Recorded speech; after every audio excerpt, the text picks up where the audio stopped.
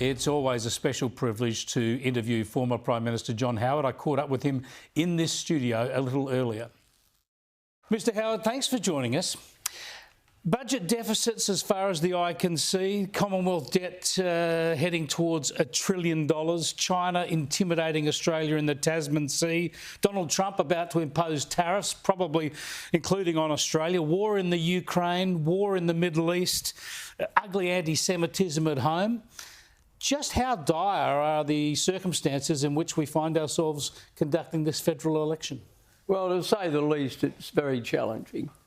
And it's challenging for both sides because there's no simple solution to some of those problems, but some of them have been generated by the Labor side.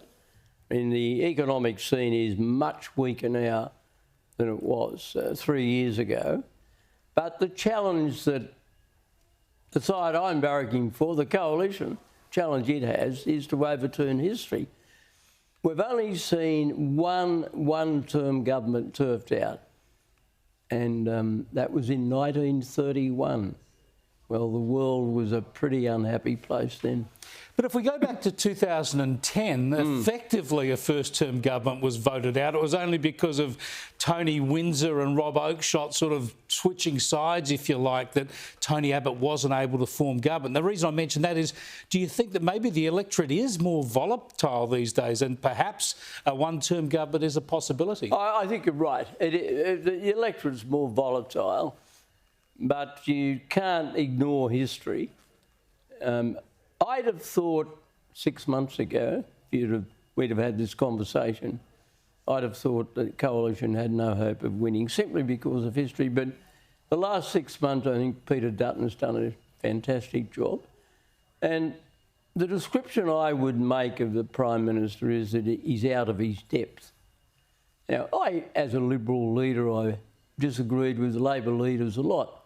I disagreed with Bob Hawke a lot. But I never thought Hawke was out of his depth. I just thought he was wrong. I disagreed even more with Paul Keating, who I thought was inferior to Hawke as a Prime Minister. But you could never say he was out of his depth. Whereas I don't think Anthony Albanese quite knows what's happening around him. I mean, particularly when it comes to Chinese ships, he doesn't seem to have a clue. Yes, you never doubted the capacity of either Keating or although I disagreed very strongly with their policy. Sure, but you mentioned Anthony Albanese being out of his depth. You've said before also he has no gravitas, and then when he speaks, you don't listen. No. Just expand on that, and in reference to China and ships and our national security, what worries you about that? I just don't think he understands the overall context in which these events occur. I don't think he understands that in our part of the world you are seeing emerging an historic contest between the United States-led group of countries and China. And China is making merry hell of some of the surface difficulties between Trump-led America and historic allies. Is China intimidating Australia? Should we be worried? We should not be intimidated by China, but we should understand that we have to respond, and that's why AUKUS is so important and why people on any side of politics who criticise AUKUS don't understand the Australian national interest.